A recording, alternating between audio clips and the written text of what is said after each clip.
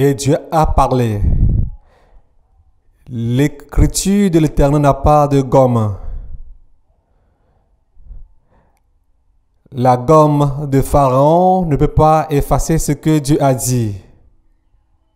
Que ce soit la gomme de l'ONU ou n'importe quelle gomme ne peut pas effacer l'écriture de Dieu. Noé a baptisé la maison des gens en son temps. Ils avaient de l'argent et ont refusé de donner à Noé, mais Noé a baptisé leur argent, leur maison. Leur argent et leur maison ont été immergés par le déluge. Alléluia. Ce qui est arrivé au temps de Noé, le Seigneur Jésus-Christ le dit clairement que la même chose arrivera en notre temps. La même chose arrivera en notre temps. Gloire soit rendue à l'Éternel. C'est Noé qui avait baptisé les gens en son temps. Et Dieu le fera encore. C'est pourquoi il a dit dans Luc 17, verset 26, que la même chose arrivera. La même chose arrivera au temps du Fils de l'homme. Et il a dit que les enfants arrogants, rebelles, en leur temps, il va leur baptiser. Et effectivement, il les a tous baptisés. Noé avait baptisé les femmes enceintes jusqu'à aller baptiser les fœtus dans les ventres. Ils ont refusé et Noé, par force, les a tous baptisés.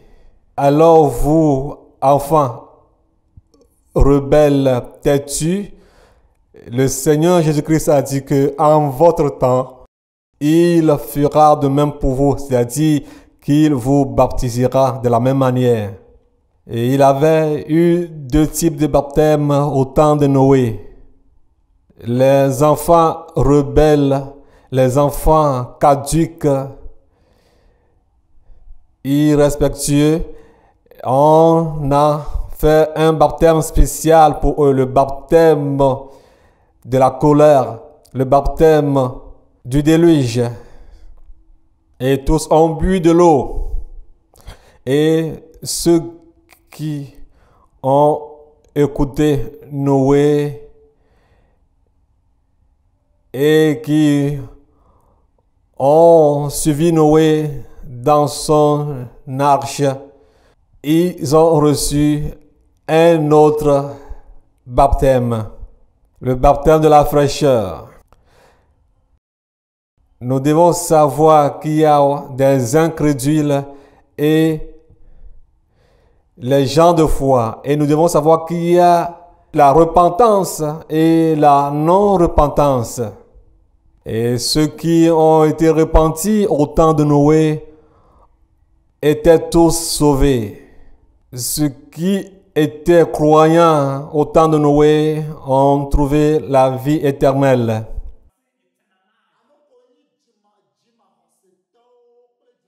Ceux qui étaient incrédules et qui ne voulaient pas croire à ce que Noé disait en son temps, ont chié chaudement.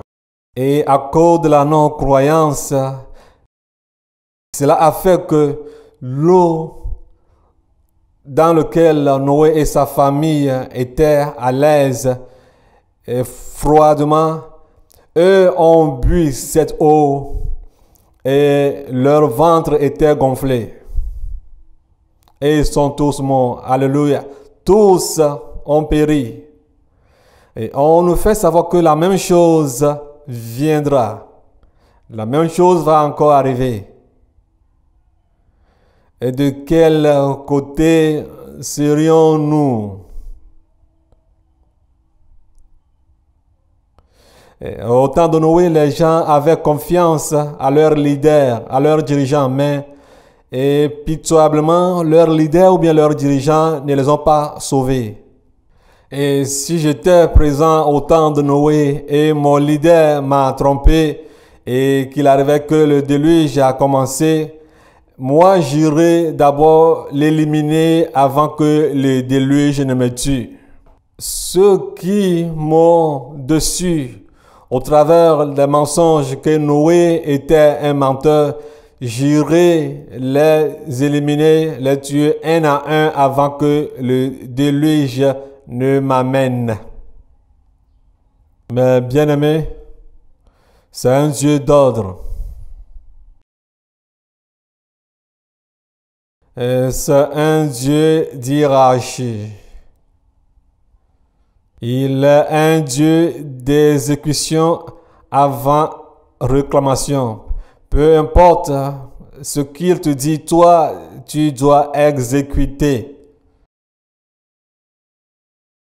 Et peu importe les paroles dures qu'il t'a confiées d'annoncer, toi, tu dois le dire.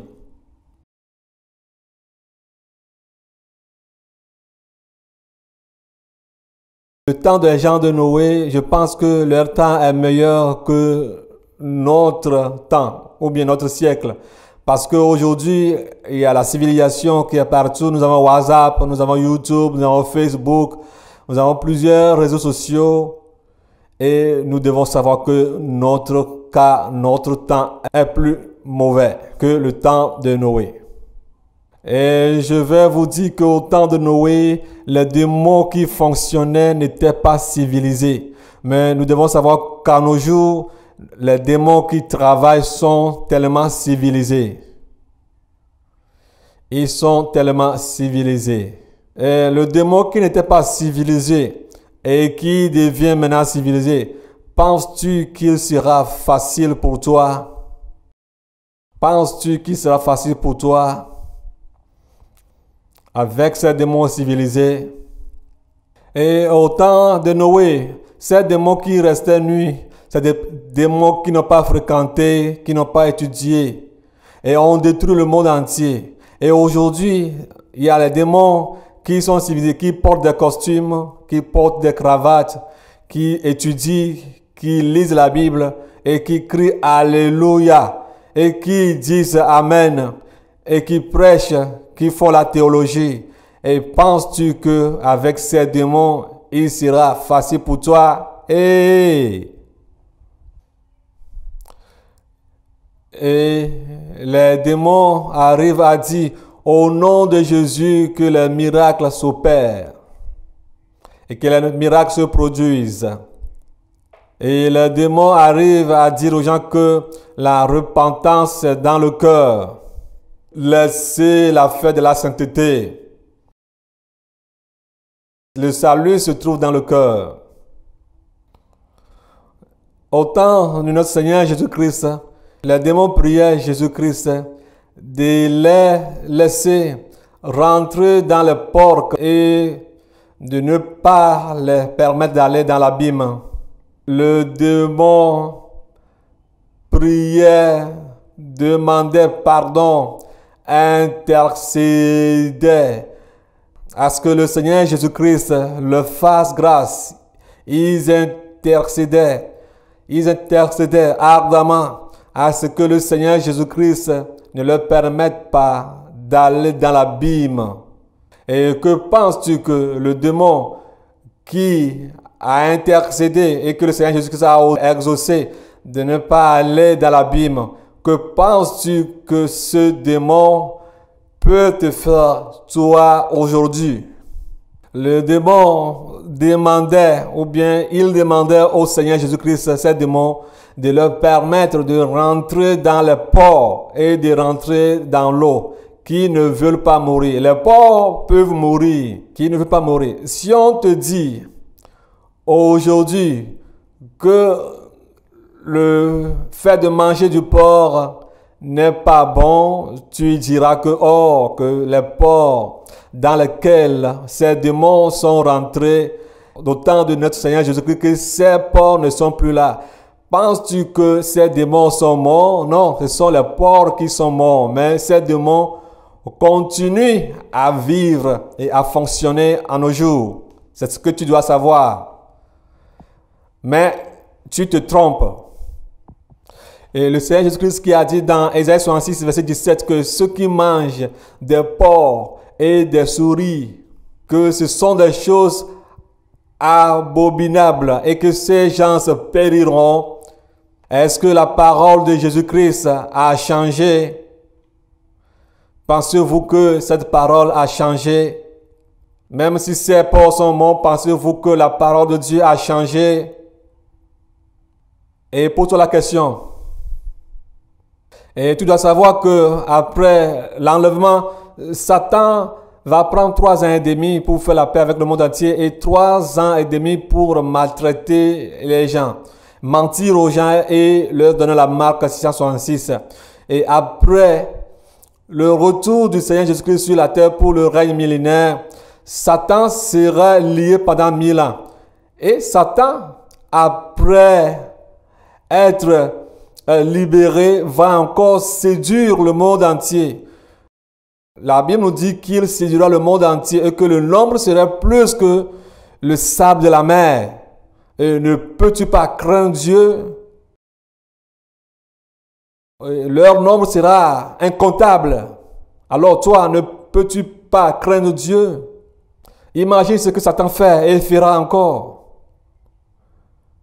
Faites au moins quand même une rétrospection et demandez quelle voie choisir.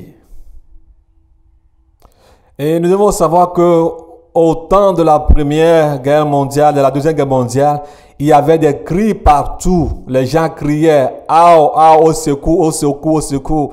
Et après cette guerre, l'Organisation des Nations Unies a vu le jour pour pouvoir amener la paix sur la terre. Mais posez-vous la question à savoir ce que l'ONU fait aujourd'hui. N'est-il pas plus mauvais, plus pire que ce que la Première et la Deuxième Guerre mondiale ont amené pour l'humanité? Et ils sont là pour détruire l'Afrique. Leur objectif, c'est de détruire les Africains. Et vous, vous êtes là, vous ne vous posez même pas la question à savoir la voie que vous devez mener, comment plaire à Dieu, et vous êtes là-bas à vous amuser. Alors c'est de la même manière que Satan aussi est venu pour détruire les chrétiens, uniquement détruire les chrétiens comme le dit la parole de Dieu. Et vous êtes là-bas, vous ne vous posez même pas la question à savoir quelle voie suivre. Et certains sont dans l'amusement total. Quel démon avez-vous une fois vu après avoir tué les gens, regrette et commence à dire « Oh, excusez-moi, oh, excusez-moi, j'ai pas bien réagi, oh, oh, oh. » C'est comme ça que l'ONU est. Et nous devons savoir que Hitler avait fait plus que ça. Et nous devons savoir que ce que fait l'ONU aujourd'hui, Hitler pour lui voulait détruire toutes les races. Et aujourd'hui nous devons savoir que ce que fait l'ONU est plus pire que ce qu'a fait Hitler en son temps. Et sans pitié. Et c'est la mission que l'ONU a reçue pour exterminer les Africains. Il y a encore des Hitler qui sont encore plus pires que Hitler. Vous ne verrez jamais un démon, après avoir détruit, commencer à se plaindre. Non. C'est la même chose pour les Nations Unies. Détruire l'Afrique. Hitler, au moment où il était en prison, tout ce qu'il écrivait, au moment où il était en prison, après être sorti de la prison, les a-t-il réalisés ou pas? Oui, il les a tous réalisés. Oui, il les a tous réalisés. Si Hitler peut s'asseoir et écrire quelque chose, notre Dieu qui a créé le monde entier, qui est le maître de l'univers, ne peut-il pas faire plus que Hitler? Ne peut-il pas mettre en exécution son plan, notre Dieu bien-aimé? Notre Dieu ne peut-il pas faire plus que Hitler? Mais bien-aimé,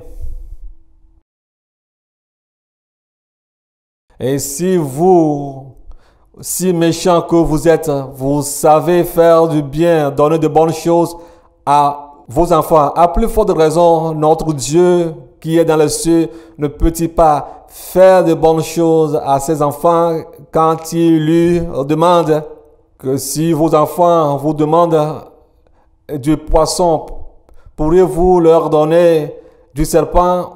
Ou bien si vous demandent des œufs, pourriez-vous leur donner des pierres? Ou bien si vous demandent du pain, allez-vous leur donner des scorpions? Jésus n'ira jamais se plaindre devant Satan pour lui demander pardon. Jamais, jamais.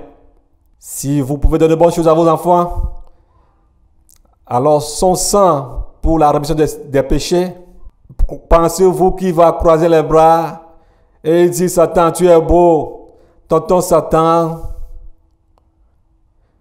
je t'ai dit de me donner du lait, tu m'as donné du vinaigre, tonton Satan. Oh Satan, pourquoi seulement 2 âmes qui vont au ciel chaque année ou bien chaque 5 ans? Tonton Satan, lui donner ou bien lui faire l'hommage, lui donner gloire. Non. Oh Satan, tu es tout puissant. Oh, que ton mensonge là. Oh non, tu es trop puissant. Non, jamais. Pensez-vous que le Seigneur Jésus-Christ va dire cela? Jamais. Jamais.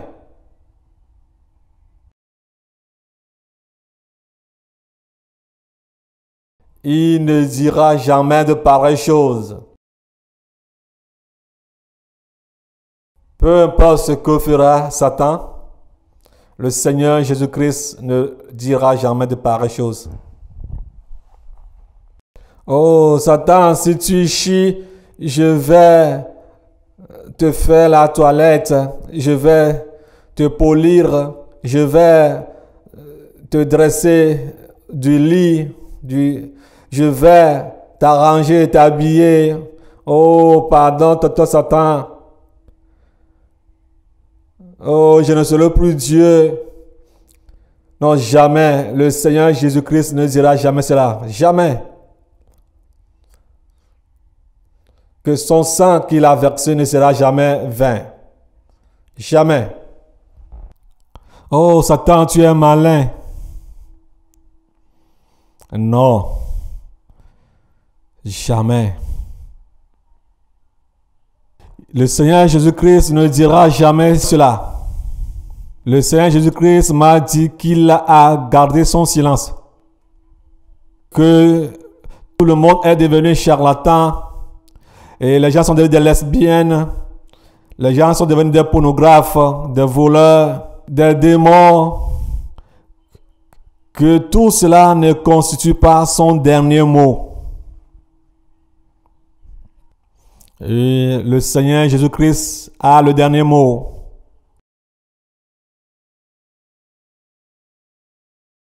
Le Seigneur m'a dit d'aller dire au monde entier que je suis le Dieu Tout-Puissant, Dieu à craindre. Dis-leur. Mon silence ne veut pas dire que je ne suis plus Dieu. Non. Je suis un Dieu à craindre, redoutable.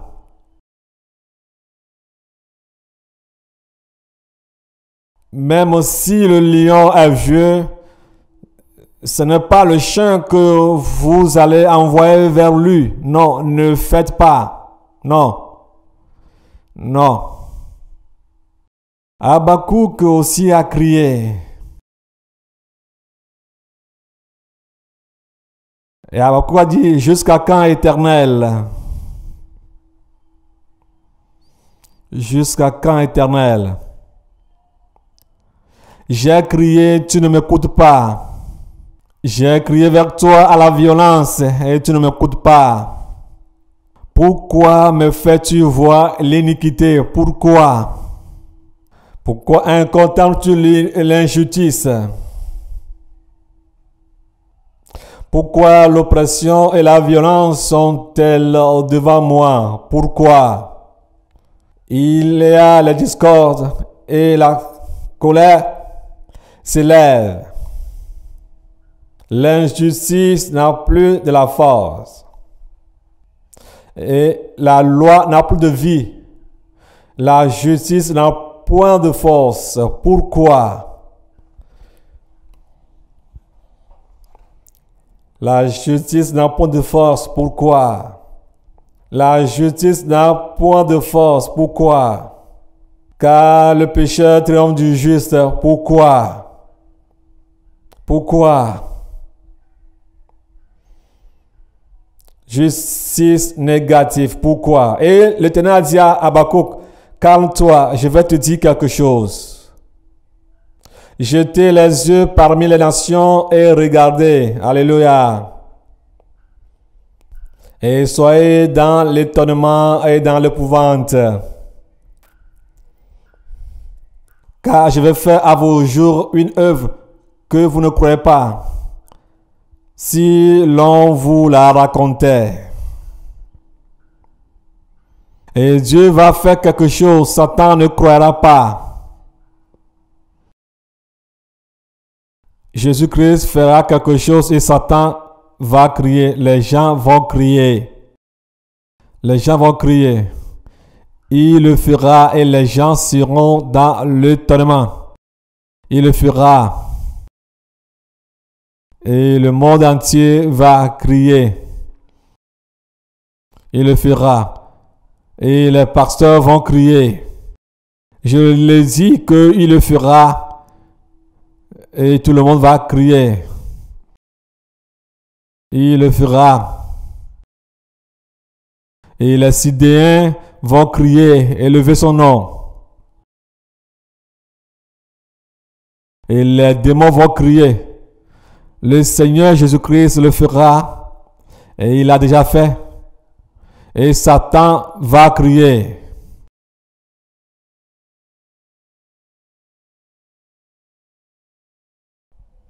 Alléluia. Dieu dit ainsi par l'Éternel. Placez-vous sur le chemin et regardez et demandez quels sont les anciens sentiers. Et prenez la bonne voie, marchez-y et vous trouverez le repos de vos âmes. Et vous vous dites, nous ne marcherons pas. Et j'ai mis auprès de vous des sentinelles. Soyez attentifs au son de la trompette.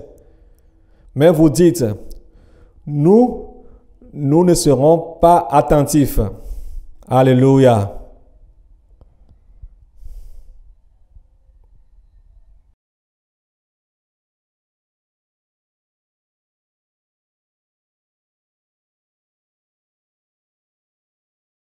Oh, si on leur dit, retourne en arrière, ils disent, non, nous on ne veut pas retourner en arrière.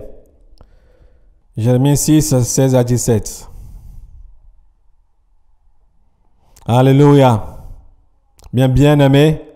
Et au temps de Noé, les démons qui ont possédé les pasteurs et qui étaient au temps de Noé et qui ont séduit les fidèles, qui ont séduit les assemblées en ce temps, ces démons existent encore aujourd'hui et ont possédé les pasteurs, ont possédé les assemblées et continuent à posséder les fidèles. Continuent à rester là-bas. Et les démons qui ont possédé les pasteurs au temps de Noé, ces mêmes démons ont encore possédé les pasteurs aujourd'hui. Et ces démons ont possédé des assemblées. Et les gens sont sous les pasteurs et sont sous leur doctrine. Et si vous ne faites pas attention, c'est après votre mort, lorsque vous auriez quitté cette terre, que vous seriez au courant des esprits qui vous ont possédé ou bien des démons qui vous ont possédé. Et après votre mort, vous diriez, oh, où suis-je? Oh, que fais-je ici? Suis-je mort? Ah, est-ce le démon du pasteur qui m'a possédé? Est-ce la doctrine qui m'a possédé? Oh, j'étais sur une vision de cette personne, mais telle personne. Ah, à ce moment que vous sauriez que vous êtes perdu. Reste là-bas. Quand tu mourras, tu feras face à ton propre jugement. Aujourd'hui, on n'est plus des hommes spirituels, des enfants spirituels. On est devenu des enfants des démons et de Satan. Gloire à Dieu. Oh, qu'est-ce que les gens vont dire? Qu'est-ce que les gens disent de moi? Et si je sors maintenant? Oh. C'est ce que certains disent. Et les gens sont devenus des Nicodèmes. Hébreux 3, 7 à 8. La parole nous dit qu'aujourd'hui, si vous écoutez sa parole, n'endurcissez pas vos cœurs. Si tu écoutes la voix du Saint-Esprit, n'endurcis pas ton cœur. Galates nous dit, Galates 1:10, parle pour plaire aux hommes. Si je parle pour plaire aux hommes, peux-je être digne à Dieu jusqu'à aller au ciel? Puis-je monter au ciel?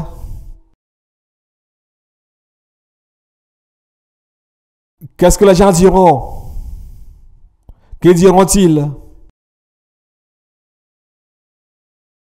Ou bien la place, la position à laquelle je suis, que diront les gens? Et si tu quittes les pasteurs qui étaient au temps de Noé et que tu venais vers Noé, tu n'as pas perdu, mais tu dois savoir que tu es devenu un héros. Alléluia. Tu es devenu un héros. Dieu leur a dit dans le livre de Jérémie que retournez, faites une rétrospection et demandez d'après les anciens sentiers. Et posez-vous la question à savoir ce que Dieu a fait au temps de Moïse, ce que Dieu a fait au temps d'Abraham, ce que Dieu a fait au temps des prophètes, ce que Dieu a fait au temps de tel. Oh, ils ont dit non, jamais, nous ne ferons jamais. Et ils récitent ce que les pasteurs récitent. C'est devenu comme une récitation pour eux. En récitation, ma main, en voici ma main. À 4 doigts, il y a 5 doigts, en voici 2, en voici 3. C'est comme ça que les gens, les chrétiens sont devenus aujourd'hui. Ils récitent ce qu'on leur dit. Ce serait trop tard pour toi. Bien-aimé, écoute-moi. Même si vous êtes mariés, et si l'homme a quitté son père et sa mère, et la femme aussi a quitté ses parents, et que vous êtes devenu une seule chair, je vais vous faire savoir que pourtant que vous êtes devenu une seule chair, vous n'êtes pas une seule âme. Si l'homme meurt aujourd'hui, cela ne veut pas dire que la femme aussi doit mourir le même jour. Et ce n'est pas la même mort qui va vous tuer. Ça, je vous l'avoue. Même si vous êtes des jumeaux, des vrais jumeaux, des vraies jumelles, sortis d'un seul ventre, vous pouvez même boire du sang l'un l'autre. Vous pouvez aller voir le charlatan, vous pouvez aller voir un fétiche. Je vais vous faire savoir que si vous mourrez, ce n'est pas le même jugement qui vous attend. Mais bien-aimés, pourquoi laissons notre corps nous dominer pour nous pousser à la mort? Et n'avons-nous pas appris que notre corps fait la guerre perpétuelle avec notre âme? Ne savez-vous pas que nous sommes des étrangers sur cette terre? Ne savez-vous pas que nous sommes des étrangers, des voyageurs sur cette terre, mes bien-aimés? Et prêtez-moi tous vos oreilles. Et je vais vous donner 2 témoignages. Et si on nous parle à propos du baptême, tu dois savoir qu'on te parle à propos de la mort et de la vie. Et tu dois savoir qu'après la mort, il n'y a plus la repentance en cette matière.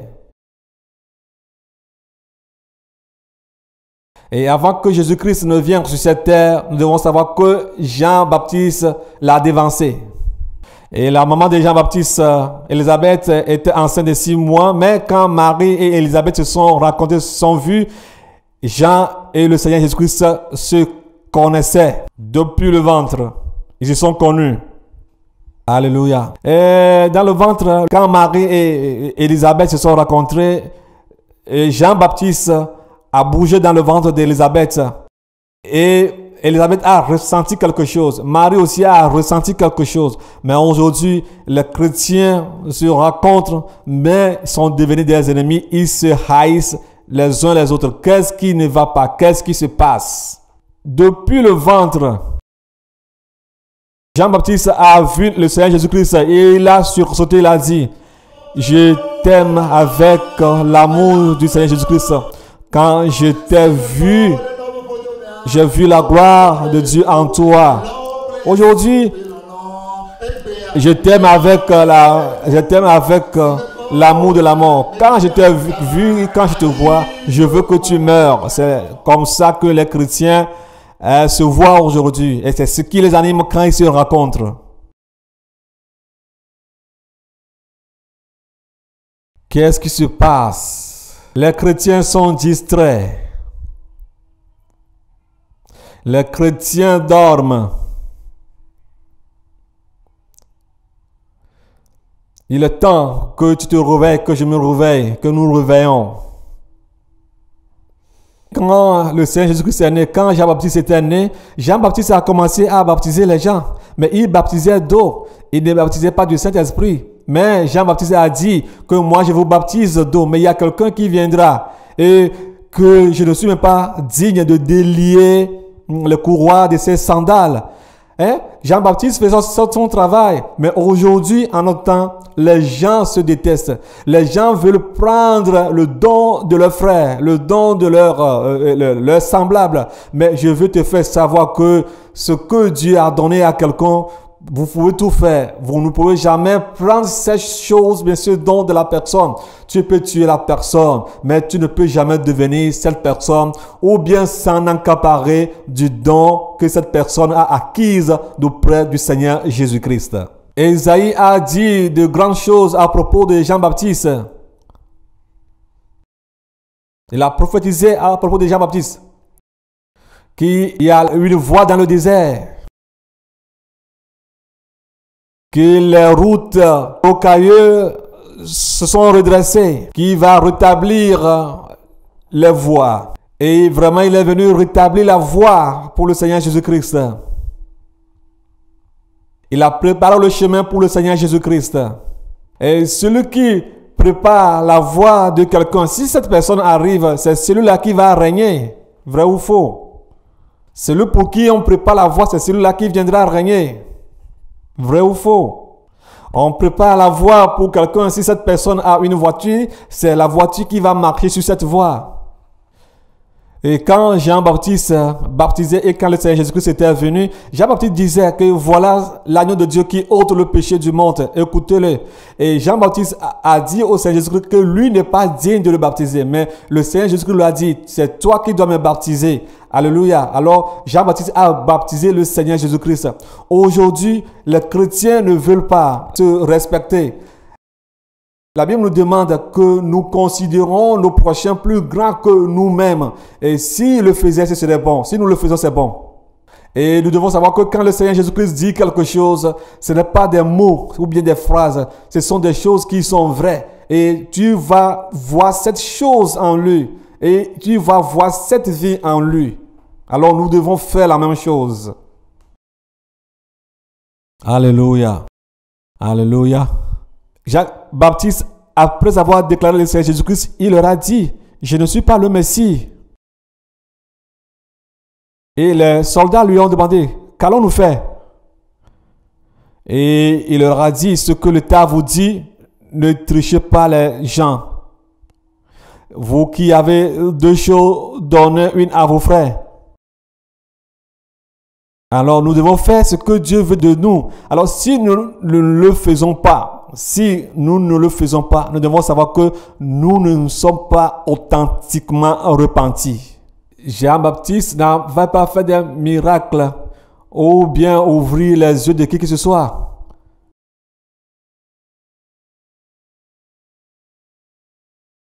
Cela ne veut pas dire que en faisant des miracles, en ressuscitant les gens, sans obéir, sans faire ce que Dieu veut de toi, que tu vas aller au ciel. Non, Jean-Baptiste n'avait pas fait tous ces miracles. Il n'avait pas ouvert les yeux des gens, il n'avait pas ressuscité les morts ou bien prié pour les paralytiques et que les paralytiques soient guéris. Non, il a fait exactement ce que Dieu lui a dit de faire.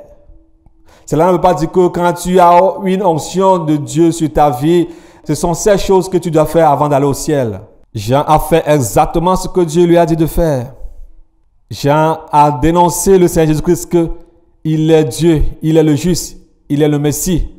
Et ses disciples ont cru au Seigneur Jésus-Christ. Le Seigneur Jésus-Christ ne savait-il pas que Jean-Baptiste sera décapité? Jean-Baptiste nous envoie qu'il a dit qu'il faut que le Seigneur Jésus-Christ croisse et que lui diminue. Alléluia, il s'est mis à sa place. Certains disent que parce que Jean-Baptiste n'a pas été sage, raison pour laquelle il a été décapité. Toi qui te dis sage, combien d'âmes as-tu gagné pour le Seigneur Jésus-Christ? Qu'as-tu fait de bon pour le Seigneur Jésus-Christ? Qu'as-tu fait de bon pour le Seigneur Jésus-Christ?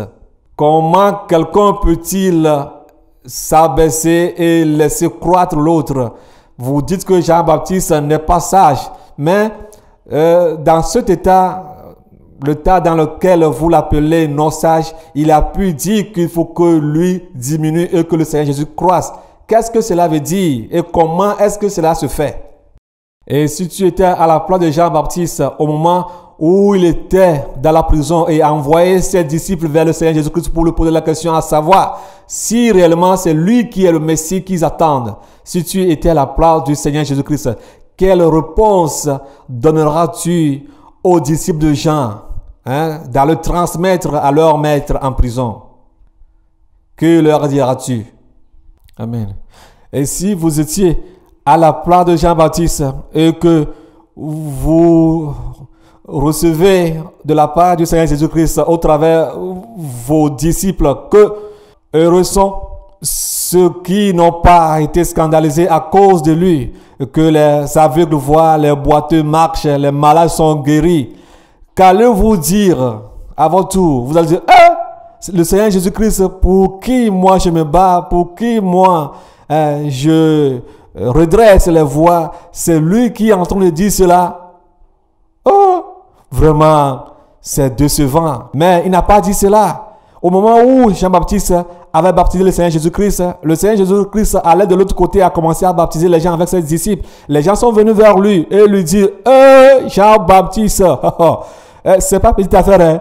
Celui que tu viens de baptiser là, il a commencé à baptiser les gens. Il a dit, ce qui est d'en haut, personne ne peut le prendre de quelqu'un. Ce qui est pour toi est pour toi. Il n'y a pas deux capitaines dans un seul bateau. Vrai ou faux? Vrai. Deux rois régner dans un seul quartier? Non. Dans une seule maison, deux rois? Impossible. Mais bien aimé, je voulais partager ces deux témoignages avant de rentrer dans l'enseignement. Si on vous baptise au nom du Père, du Fils et du Saint-Esprit, et un pasteur vous baptise de la sorte, si vous mourrez, vous irez en enfer.